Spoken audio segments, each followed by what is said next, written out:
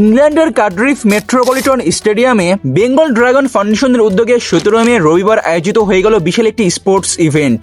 উক্ত ইভেন্টটাই যেন ছিল ব্রিটিশ বাংলাদেশি স্পোর্টসম্যানদের এক মিলন মেলা। সেখানেও উপস্থিত ছিলেন আমাদের সবার পরিচিত ইউকে ফুটবল আল্ট্রাসের সদস্যরা, যারা বাংলাদেশের ফুটবলটাকে দেশের গণ্ডি পেরিয়ে বিদেশেও ছড়িয়ে ছিটিয়ে দিয়েছেন।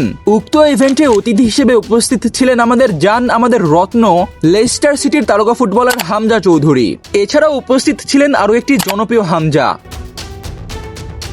পরিচয়ে সেই হামজা উদ্দিন একজন ব্রিটিশ বাংলাদেশি বক্সার।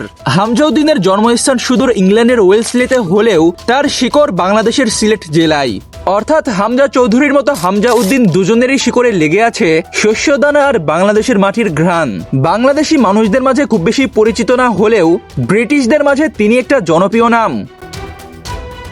ছোটবেলা থেকেই বক্সিংয়ের প্রতি ব্যাপক আগ্রহ আর ইচ্ছাশক্তি থেকেই হামজা উদ্দিন হয়ে ওঠেন একজন বক্সার। অল্প সময়ের মধ্যে এই পেশায় ব্যাপক মনোযোগ আকর্ষণ করে জনপ্রিয় হয়ে ওঠেন হামজা উদ্দিন। অর্জন করেন 6 বারেরও বেশি জাতীয় চ্যাম্পিয়ন হওয়ার গৌরব, জিতে নেন আন্তর্জাতিক স্বর্ণপদকও। তার নাম লেখা হয় ব্রিটিশ ইতিহাসে সর্বকনিষ্ঠ দ্বৈত সিনিয়র এলিট চ্যাম্পিয়ন হিসেবে। তাই নিঃসন্দেহে বলা যায় হামজা উদ্দিনও যেন জনপ্রিয়তায় কোনো অংশে পিছিয়ে নেই। অর্জনেও এলিট লেভেলের ক্যারিয়ার গড়েছেন হামজা উদ্দিন। দুটো নামই যেন বাঙালিদের জন্য গর্ব করার মতো দুটো নাম।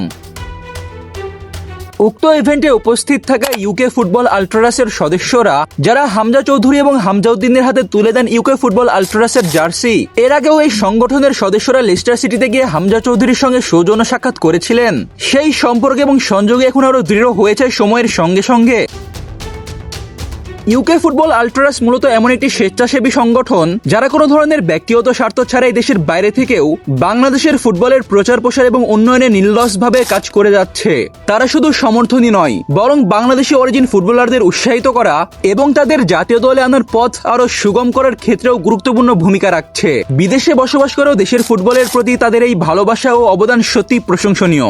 দেশের ফুটবলের আন্তর্জাতিক পরিচিতি বাড়াতে এবং নতুন প্রতিভাদের সামনে এগিয়ে আসার সুযোগ তৈরি করতে ইউকে ফুটবল আল্ট্রাসের ভূমিকা নিঃসন্দেহে অনুপ্রেরণাদায়ক। সব মিলিয়ে তারা শুধু একটি সংগঠন নয়, বরং দেশের ফুটবলের প্রতি ভালোবাসার দায়িত্ব এবং স্বপ্নকে বহন করে একটি শক্তিশালী প্ল্যাটফর্ম। উক্ত ইভেন্টে আরও উপস্থিত ছিলেন বাংলাদেশের আরেক গর্ব, জনপ্রিয় কন্টেন্ট ক্রিয়েটর ফুয়াদ আব্দুল আজিজ।